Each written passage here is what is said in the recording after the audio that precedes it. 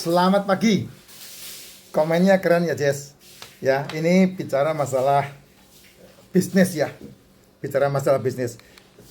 Eh, saya akan buatkan live khusus untuk bicara masalah ini deh nanti. Karena nggak mungkin 9 menit selesai. Pertanyaannya ini menggugah saya untuk saya bershare, berbagi. Waduh Pak, minimal 3 kali bangkrut. Kalau sekelas kami yang karyawan bagaimana Pak? Jess, ya ludes. Itulah sebabnya saya beberapa kali diundang untuk menyampaikan materi tentang Beautiful Life.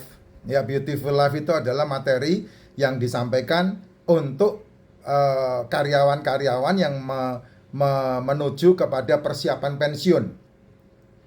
Kayak contohnya ada beberapa perusahaan di Tangerang, terus kemudian ada beberapa perusahaan di BUMN. Saya sempat diundang untuk menyampaikan tentang materi Beautiful Life atau persiapan masa pensiun. Saya katakan kepada mereka, hari ini kamu mendapatkan uang pensiun dan kemudian kamu menjalankan bisnis, saya mau kasih tahu, ludes duitmu. Nggak bakal ada duitmu. Kenapa ya? Karena plafon rezekimu nggak nyampe ke sana. Nah, itulah sebabnya karyawan, dia plafon rezekinya adalah bekerja seumur hidup. Itu karyawan plafon rezekinya seperti itu.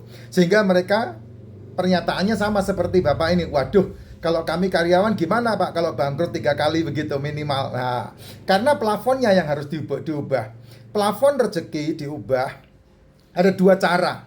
Yang pertama, kamu harus transmigrasi, kamu harus merantau. Itu cara merubah plafon rezeki yang paling gampang dan tidak membutuhkan biaya besar. Dengan merantau, dengan transmigrasi, dengan pindah lokasi, kamu akan merubah plafonmu secara otomatis. Tapi butuh waktu 5-10 tahun. Dan butuh kumpulan. Kalau kamu orang Jawa harus kumpul dengan orang Batak. Kalau kamu orang Batak harus kumpul dengan orang Jawa. Kalau kamu orang yang miskin harus kumpul dengan orang-orang yang sukses. Karena apa? Hukum alam ini ada satu hukum, burung sejenis akan kumpul dengan jenisnya. Ya, terang sama gelap tidak bisa bersatu. Itu kuncinya, kamu harus paham. Kalau kamu pindah dari negerimu, negaramu, daerahmu, terus kumpulanmu sama orang-orang miskin juga, tidak akan merubah pola pikirmu, tidak akan merubah magnet rezekimu, Jess. Tapi kalau kamu keluar dari daerahmu, kayak saya meninggalkan kampung halaman saya, desa saya, kemudian ke Jakarta, kumpulan saya bos-bos. Kumpulan saya orang-orang punya duit, kumpulan saya pengusaha-pengusaha. Nah, bagaimana caranya? Ya, saya mencari gereja. Ya, saya bergereja di situ, yang paling gampang begitu. Karena dengan pindah gereja, pindah perkumpulan, kamu akan ketemu dengan kumpulan-kumpulan yang berbeda. Karena burung sejenis akan kumpul dengan jenisnya. Nah, itu yang membuat hidupmu tidak pernah berubah. Orang miskin pasti kumpul sama orang miskin. Ya, orang kaya pasti kumpul sama orang kaya. Yang tahu gajah adalah gajah, ya pawang gajah sama gajah itu sendiri.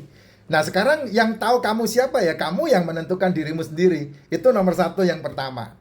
Baru kamu bisa merubah keuangan kamu. Plafonmu bisa berubah. Dari yang puas dengan gaji 1,5 juta, gajimu bisa 3 juta. Kayak sekarang orang-orang yang kumpulannya gaji UMR. Dia akan kumpul dengan orang-orang UMR.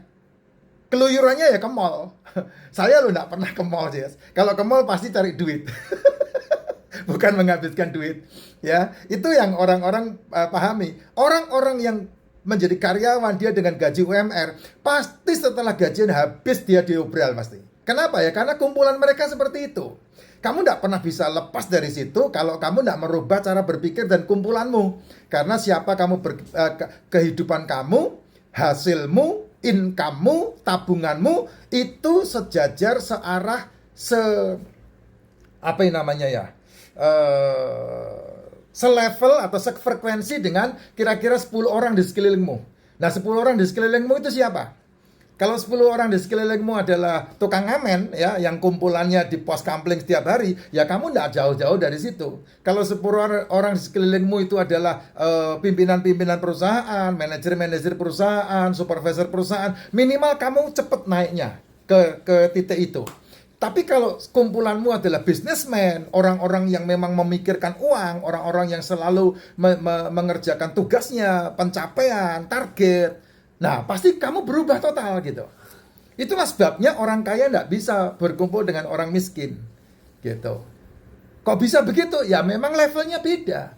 Suka nggak suka, yang namanya rasis dalam bidang income itu terjadi secara otomatis. Karena burung sejenis tidak akan kumpul dengan jenis di luarnya. Kecuali dipaksa, baru bisa.